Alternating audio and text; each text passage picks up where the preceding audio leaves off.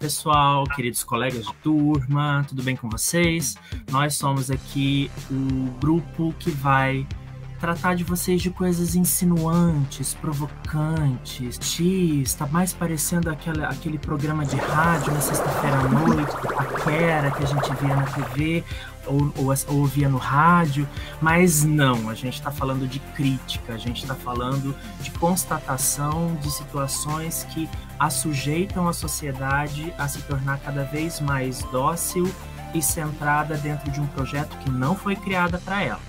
Então, meu nome é Paulo, eu estou aqui hoje com o Thiago, com a Daniele, com a Camila, e nós vamos falar um pouquinho sobre a essência da pedagogia anti-autoritária, tá?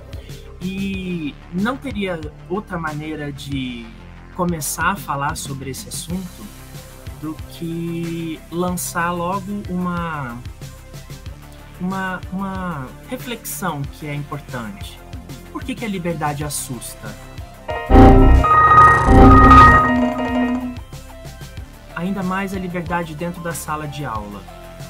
Quais são os mistérios de você conduzir uma aula, propor uma intervenção no processo de formação de uma grande quantidade de alunos, sem que eles possam expressar o que eles sentem e a maneira como isso está reverberando dentro deles?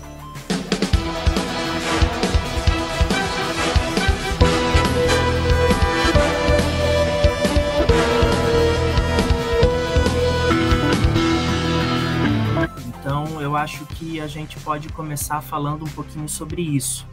Nós estamos abordando aqui inicialmente o capítulo número 13, né? Só para a gente se situar na proposta da disciplina. Então, e verdade, ó, já estou pulando. É efeito de conselho de classe. Eu acho que devia ser aquele vídeo daquele cara que chama Márcia. Márcia, vem ver o que está acontecendo aqui na sala. Que esse povo todo tá me deixando louco, já passou com a Avon, já passou com o Jequiti, e a gente tá aqui maluco, né? Mas a gente só não sabe como que faz o menino aprender. E aí, e aí, então, a gente precisa discutir, porque querendo ou não, informar ou transparecer essa função social da escola como aquela que dá o norte que a sociedade terá, ela acaba se desdobrando de maneiras pouco eficazes dentro de sala de aula, porque o nosso modelo de educação ele é acostumado com a imposição de regras, sem que essas regras elas sejam de fato compreendidas por aqueles que as cumprem, né? Então, por que a sala de aula se torna um espaço de cerceamento das ideias, do debate, né, do livre pensar, se essa é a proposta da construção do conhecimento? Eu só consigo produzir ideias novas e caminhar em sentido à evolução se houver aí uma dialética sendo proposta o tempo inteiro, né? Então não dá para educar sem diálogo. E o capítulo 12, agora falando certinho, ele inicia esse tipo de debate, né? Então, o capítulo é aberto justamente com o impacto que a sociedade vinha vivendo acerca da teoria psicanalítica produzida por Freud, né? E essa ideia terrível de que os prazeres dominam o corpo, fazem a alma da gente ser consumida em uma série de pensamentos que a gente não domina, então se tornaram um problema para aqueles que precisam chegar numa sala de aula e reproduzir o modelo de pensamento hegemônico. E aí a gente tem que lembrar, qual é o pensamento hegemônico em discussão aqui? É a reprodução de um modelo de sociedade onde existe uma pequena parcela de pessoas com acesso aos instrumentos de produção e ao conhecimento e que vão fazer dele o princípio que garante a manutenção desse poder que lhe foi dado justamente pela posse desses elementos, né? Então, é muito pertinente para a escola, no modelo como ela foi gestada, que o aluno saiba exatamente que o lugar dele é o de ouvir e atender às propostas vindas com a ideia de propostas, mas que na verdade são imposições feitas pelo seu professor, que por sua vez segue outras imposições feitas pelo perfil de ser humano que a escola pretende formar, que por sua vez atende às cartilhas das secretarias municipais, estaduais, de educação e, por fim, do Ministério da Educação, né? Então, na verdade, o que a gente vê é um desdobramento de obrigações sendo cumpridas, como se nós estivéssemos aí num processo de checklist, e quaisquer outras situações surgidas pelo meio do caminho devem ser abafadas, sobretudo aquelas em que alunos e professores se mostrem subversivos, já que a gente está em períodos de conservadorismo, né, o neoconservadorismo, uma voga aí, a gente pode falar dessas palavrinhas que tanto tentaram usar para demarcar o espaço de uma educação que se propunha mais progressista, né? Então, o primeiro pensador que o capítulo 12 apresenta para a gente seria o Ferrer Gardia, né? Que vai justamente propor uma reflexão que não agrada, né? Que é o tensionamento do poder do chefe de família, a ideia de autoridade transportada de dentro de casa para dentro da escola, né? Porque as instituições sociais, elas seguem basicamente um mesmo padrão de estruturação, né?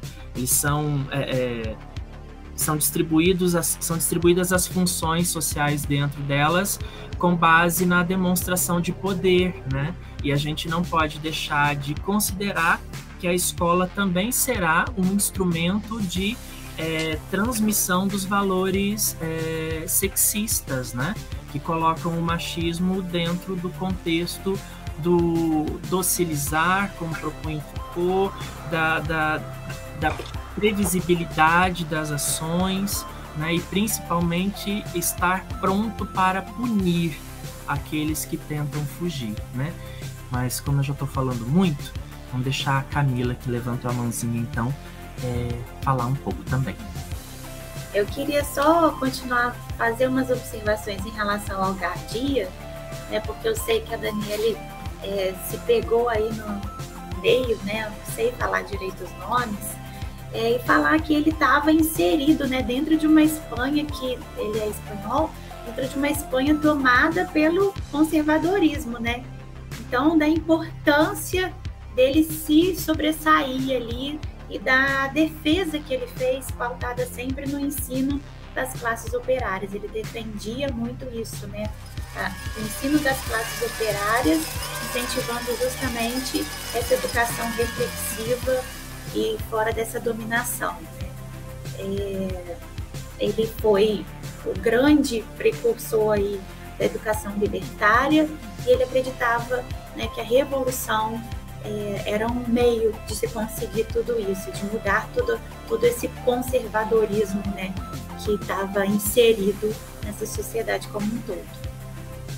Então, a partir daí o texto segue apresentando um outro pensador chamado Alexander Neil, né, que desponta com a formação do internato de Summerhill, na Inglaterra, onde ele vai fazer justamente a defesa de uma educação libertária, não opressora e não violenta, né?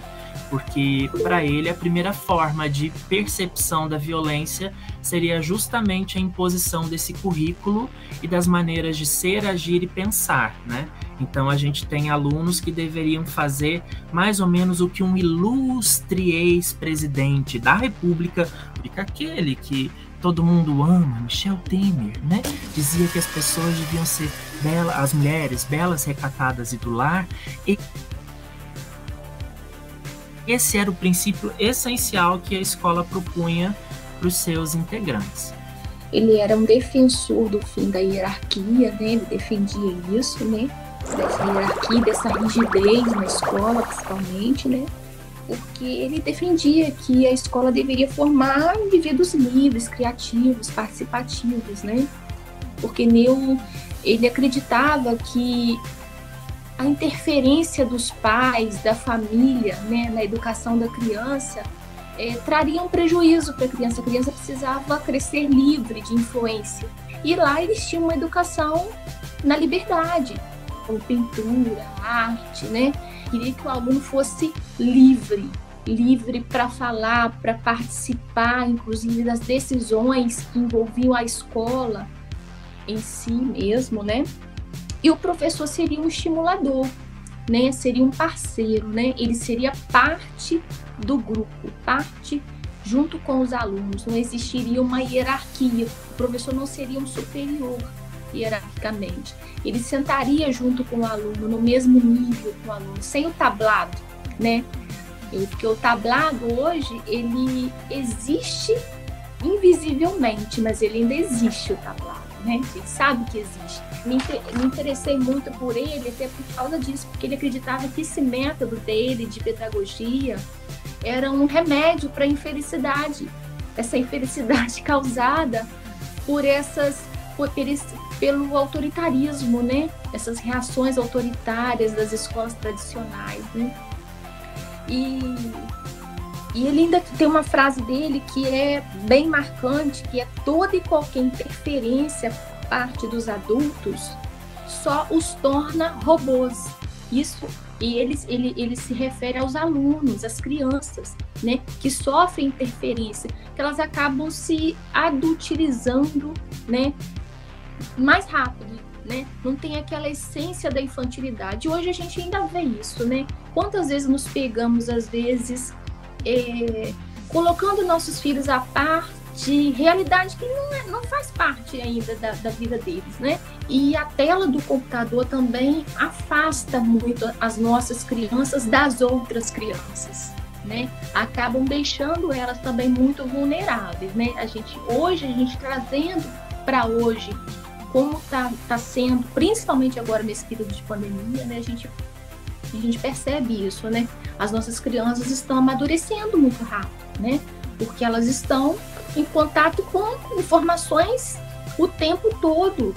Muitas informações vindas de vários canais, e a gente que é adulto nem sempre acompanha isso. A gente não consegue acompanhar, né? Porque a gente também tem a nossa vida para a gente acompanhar. Então, existe essa preocupação. Mas, assim, então, Neil, ele acreditava nisso, que as intervenções dos adultos roubavam a alegria, a descoberta das crianças. As crianças precisavam de um momento para descobrir sozinhas, né? Dentro de cada idade, elas vão se descobrindo sem intervenção do adulto, né? E com isso elas iam crescendo em liberdade, sabendo se impor, sabendo impor suas vontades, as suas opiniões, dentro da idade pertinente de cada uma, é lógico, né?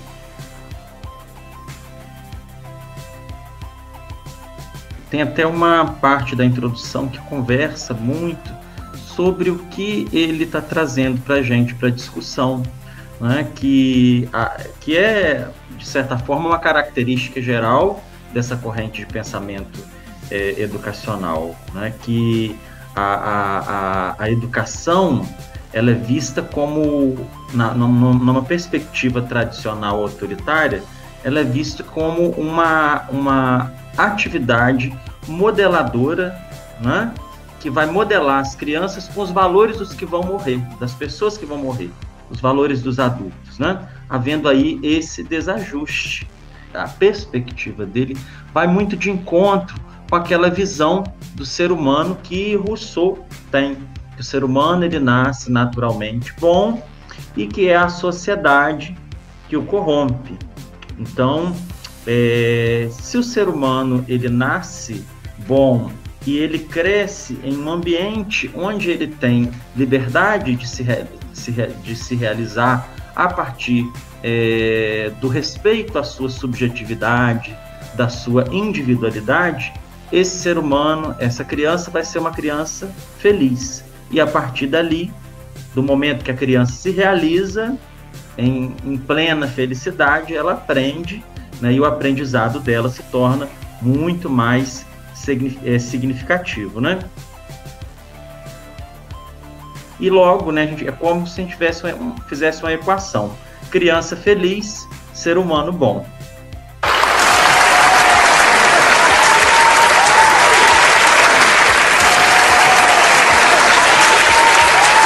E eu acredito que se fossem outras épocas, né, ou de repente mesmo até hoje, acredito que ele seria colocado até na fogueira ou na forca por coisas que ele diz, inclusive no texto, né?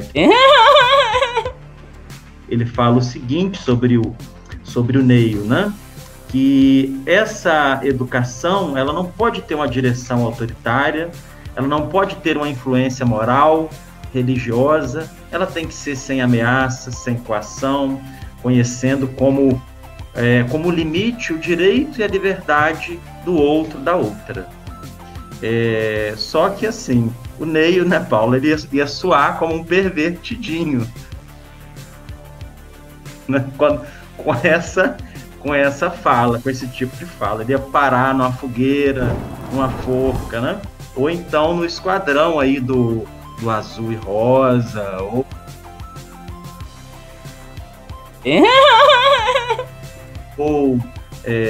da escola sem partido, né? Porque, na verdade, ele não está criando aqui uma anarquia. Ele está falando de que a criança, ela deva seguir o seu caminho, e ela tem que viver a vida dela de acordo com as ambições, as expectativas que ela tem a respeito da vida. Eu vejo assim a culminância da Escola Livre do Neio, ela veio de Gardia, né? Porque ele acreditava que a única via de formar homens livres seria indo contra o autoritarismo, despertando naturalmente aquela disciplina natural, não aquela disciplina artificial, instaurada por medo, né, por submissão.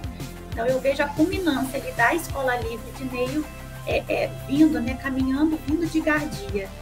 E essa base dele de Rousseau, né, quando ele fala que ele confiava na natureza da criança, da infância, Rousseau também defende, né, a educação que Rousseau defende, ela é fomentada na capacidade da criança despertar o prazer em estudar as ciências, né? Que a gente tem que entender que Rousseau é um iluminista, né? Então ele ainda está naquela época das ciências exatas, ainda muito nítida nele, né? Então os dois ainda têm essa característica em comum, né? De estimular esse pensamento, de acreditar nessa infância, né? E acreditar que o mestre ultrapassava toda e qualquer concepção de uma fórmula universal que era existente, né, até aquela época. Em se tratando de Rousseau, ele já, ao trazer essa forma de olhar para a realidade, estava denunciando que tentar tratar de modo igual era fazer gritar a desigualdade dentro da sociedade, né? A escola é apresentada como aquela instituição que precisa desafiar o poder já constituído. A pedagogia autoritária foi considerada na época como uma pedagogia anarquista, entendeu? Para muitas pessoas ela era considerada anarquista, né? Porque ela veio trazer à tona a liberdade do aluno, né? A liberdade até do próprio professor de mudar a sua forma de trabalhar, né? Que na verdade veio também com a escola de professores, né? Tentando criar uma metodologia mais aberta, né, menos engessada, onde o professor pudesse ouvir mais o aluno e participar juntamente com o aluno do processo de ensino-aprendizagem.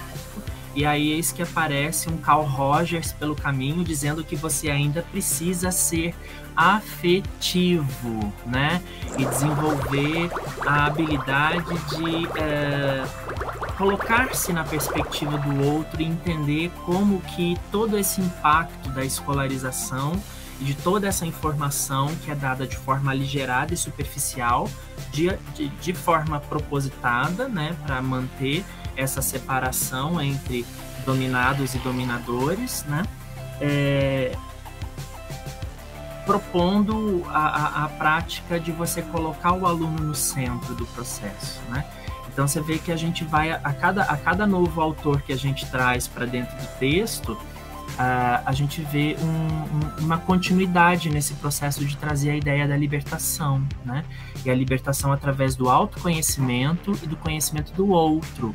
Por isso, a afetividade se tornou, para Rogers, uma das coisas mais importantes, né? E a gente tem o processo da compreensão empática, que é a capacidade que o professor, ou que a escola, ou que o sistema como um todo teria de fazer com que o aluno se sentisse seguro, acolhido e parte daquele espaço. Porque aí, com esse nível de segurança, ele se sente capaz de expressar de verdade aquilo que ele é. E ao expressar a sua natureza, ele está mostrando o que é que ele sabe. Desculpa, o pessoal está fazendo festa. Deve ser porque a gente falou de afetividade na educação, né? Então todo mundo ficou feliz. É futebol, Paulo. Ah? É futebol, hoje é quarta-feira. E é verdade. Uma pena, né? Se fossem foguetes por conta da empatia, aí a gente ia comemorar, né? Mas você fazer o aluno se sentir à vontade dentro da sala de aula mostra também a capacidade que ele tem de ensinar. Então, tudo isso corrobora com o que está sendo falado desde o início da nossa conversa aqui com vocês, galera. Que é justamente a ideia de que a aprendizagem é uma experiência de troca, né? E não uma ação depositária, como sempre se desejou firmar. Camila. O aluno não é um copo ou uma bolsa que a gente vai depositando conteúdo nele ali, né? Ele também participa do processo, né? É isso que se quer, trazer a liberdade para a liberdade, educar com liberdade para se ter liberdade, né? O objetivo é tornar os alunos críticos, né? Livres. Até para não tirar o professor da zona de conforto, porque como o espaço dele também é geométrico dentro da sala de aula, né?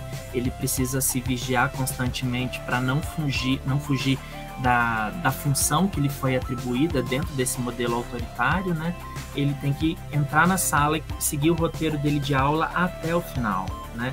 O plano de aula dele não se constrói na prática ali com as emoções suscitadas lá, voltando a falar sobre a questão da felicidade e também do prazer proposto pelo pensamento psicanalítico. Eu queria reforçar essa questão de que a cada novo autor, né, a cada novo nome, esses conhecimentos vão sendo acumulados, né, são cumulativos.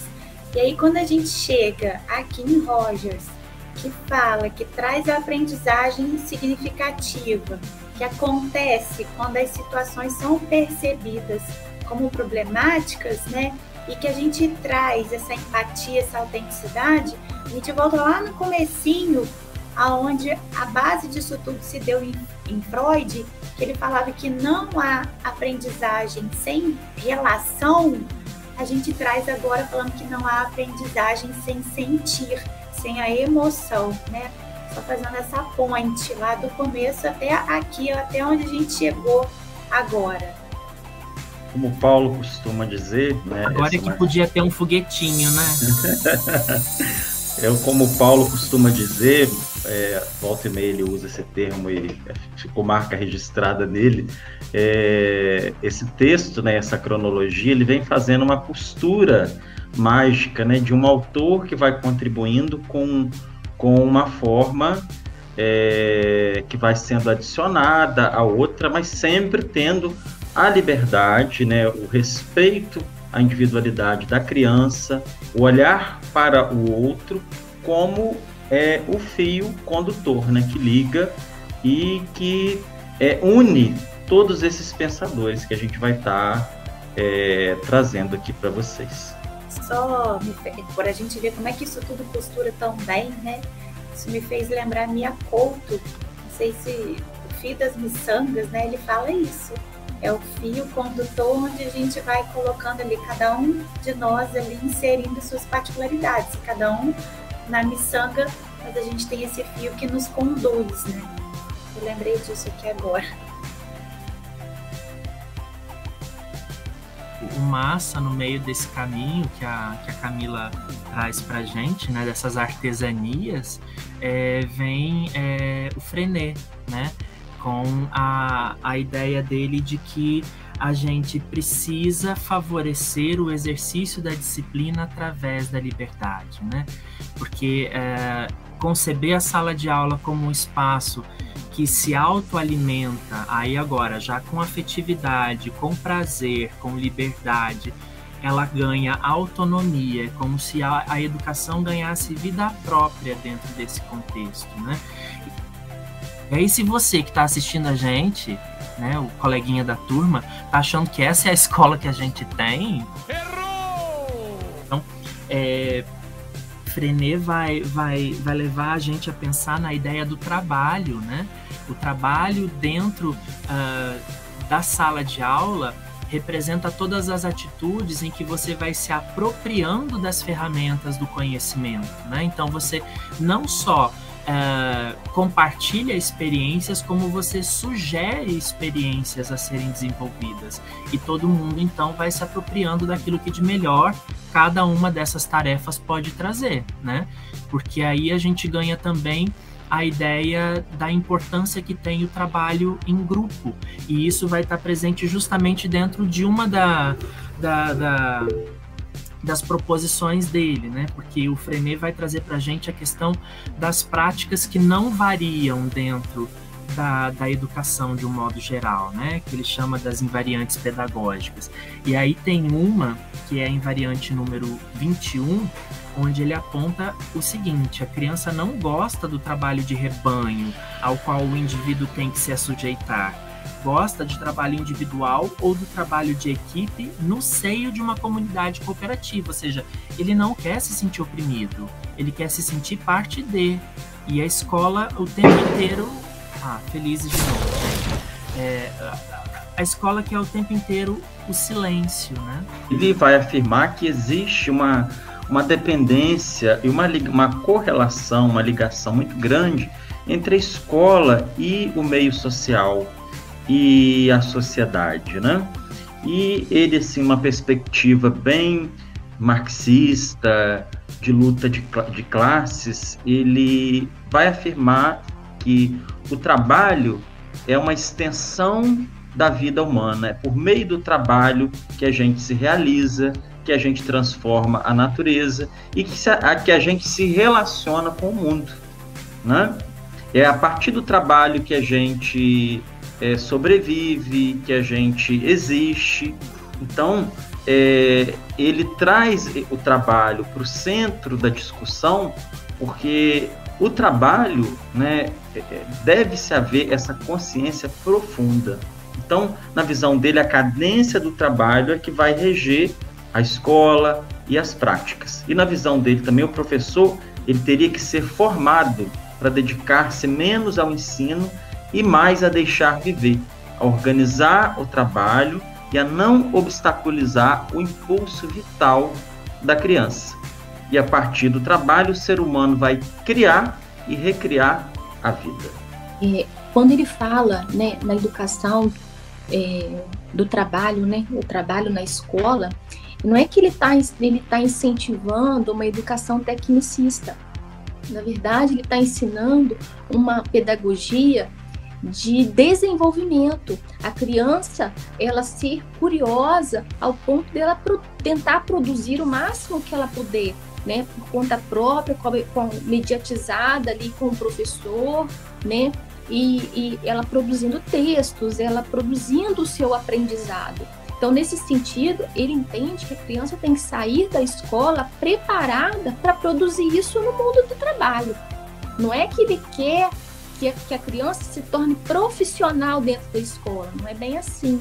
Ele defende uma educação para o trabalho, uma educação que incentive o aluno a procurar, né, a pesquisar, a produzir, a escrever, a criticar, entende? Porque ele incentivava os jornais escolares, as rádios escolares, né?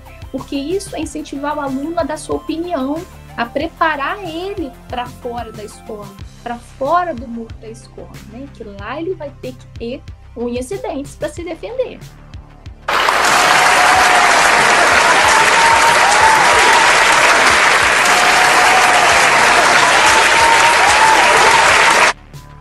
Aí dentro dessa mesma perspectiva, a gente tem o pensamento de Vallon, que também é apresentado, né, dentro desse capítulo.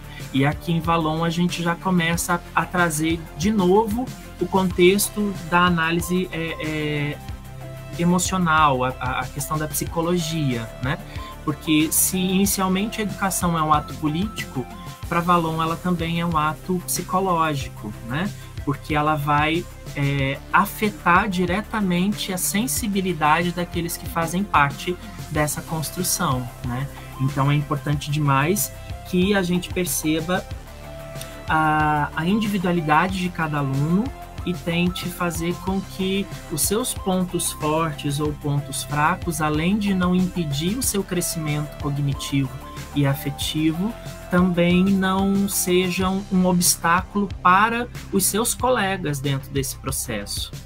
Mas o interessante é que quando a gente coloca no liquidificador tudo isso que a gente falou até aqui, surge uma coisa que talvez a maior parte das pessoas ache impossível, que é a disciplina. A disciplina seria uma consequência, um desdobramento quase que natural, porque se todos têm processo se todos têm espaço para participar, significa que ninguém é mais importante do que ninguém. E tudo é uma construção coletiva, então todo mundo se reconhece, a alienação está começando a virar a página, né, a se tornar passado, e nós então somos protagonistas de alguma coisa que nos é muito importante.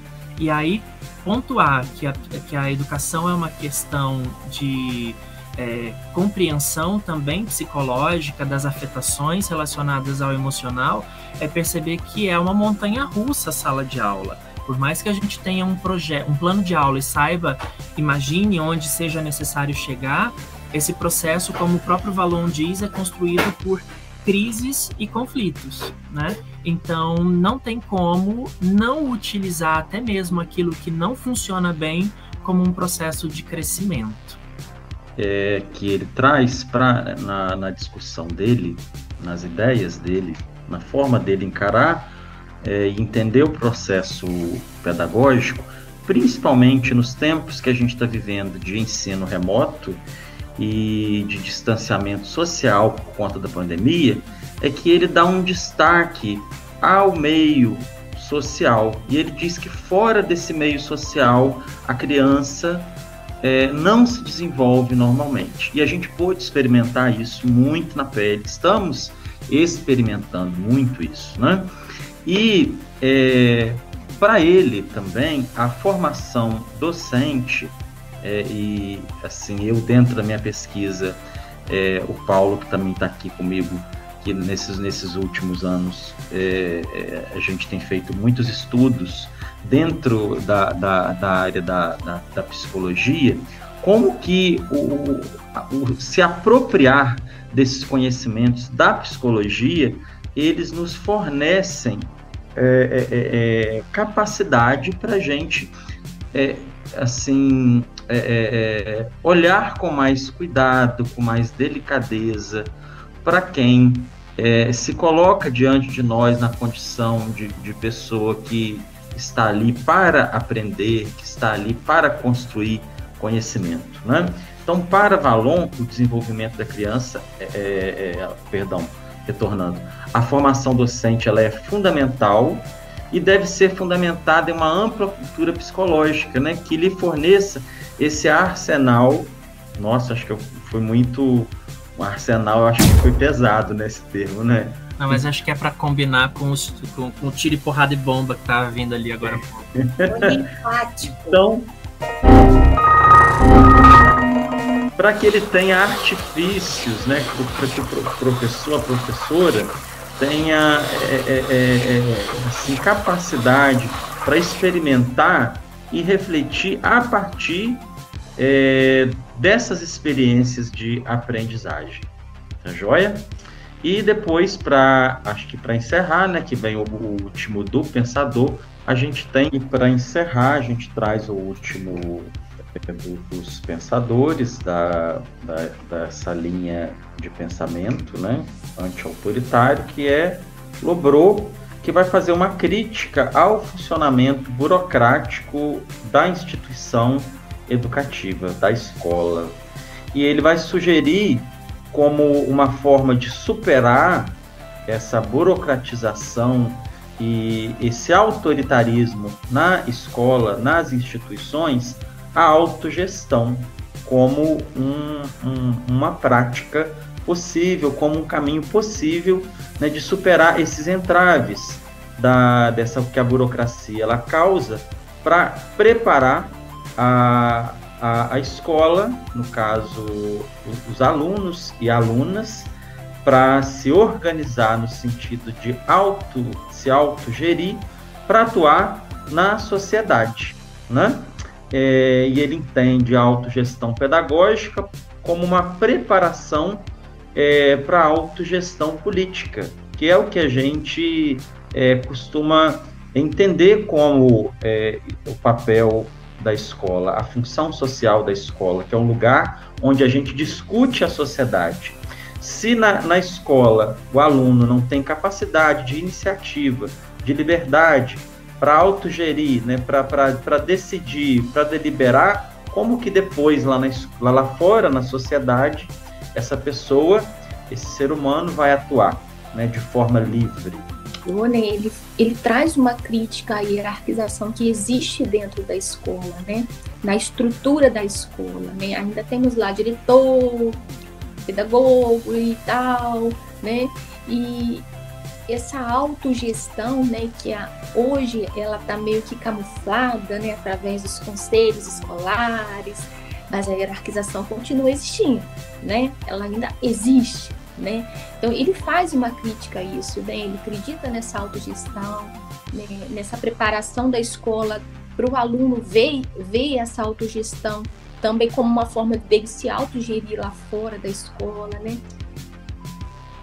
Um trechinho na página 184 que eu achei bem interessante eu trazer aqui como citação, porque a gente tem falado até então de atitudes, de comportamento do professor em relação ao aluno, de como o professor deve pensar, a sua prática pedagógica, a sua forma de ensinar, e etc e tal e coisa, mas a gente, ao mesmo tempo, Lobreau, ele faz a gente refletir na escola como um todo, como a instituição escolar ela está organizada. E grande parte da história da escola, e a gente ainda tem muito disso hoje em dia, né?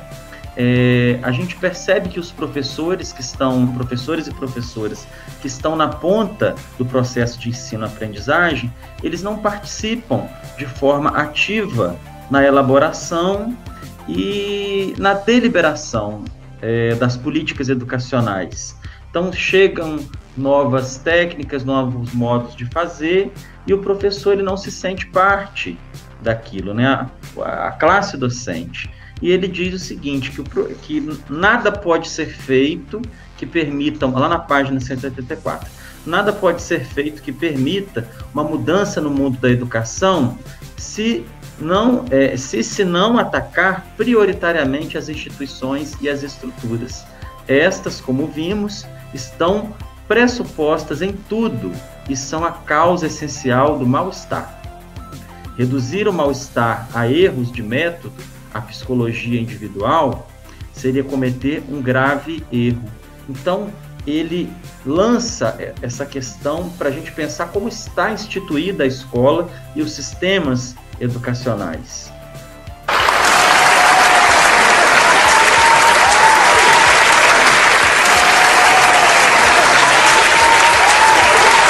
Então, o professor, ele diz que o professor, a professora se rebate numa rede institucional como se fosse um peixe, né? Como se o professor estivesse preso naquela rede e ele não tivesse liberdade para onde nadar, né? Então ele se debate numa rede institucional que lhe proíbe toda pesquisa, lhe corta toda iniciativa e acaba esterilizando essa vontade do professor de querer inovar, de querer criar. E, por consequência, isso acaba também se refletindo na prática do professor com os alunos. Então, uma prática amarrada, uma prática submergida em autoritarismo, ela vai gerar produzir uma educação que não vai ter esse fim que se espera, né? Que a gente vem discutindo até aí. Né?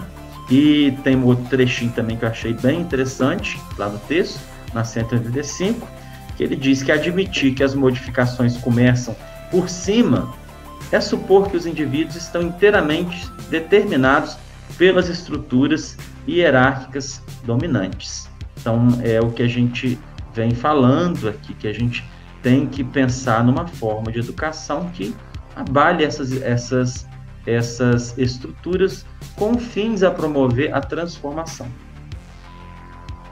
Essa aspiração anti-autoritária faz com que a gente vista a chamada pedagogia do engajamento, a pedagogia da desobediência, né, que tanto ensina a gente a questionar como forma de não se permitir ser apagado, né? Então, acho que esse capítulo 12 deixa esse saborzinho para a gente, né?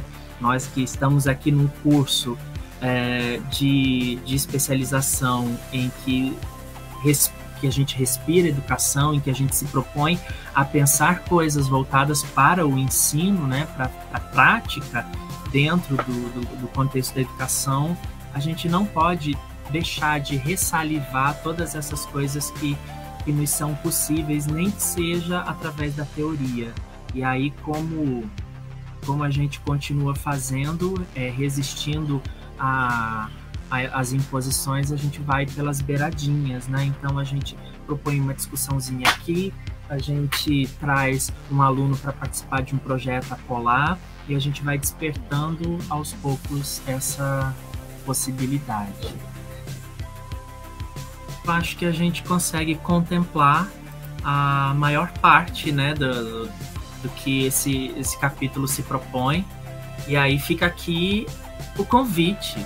Se você que está aí olhando pra gente, esse bando de gente maluca, falando um monte de coisa que parece só papo de revolucionário depois de ter tomado uns gorós, não. Então você está intimado, já que a gente está falando de regra, né? E se a gente impõe as coisas, a gente suscita a reação. Então nós queremos como reação de vocês a presença no debate do próximo capítulo, que é o capítulo 13, porque a gente vem aí falar na sequência sobre o pensamento pedagógico crítico, tá?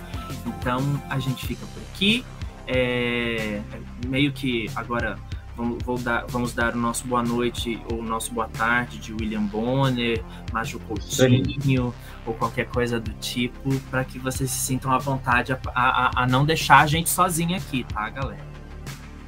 Então é isso, pervertidinhos e pervertidinhas, como diz Dona Rita. Tchau e até já.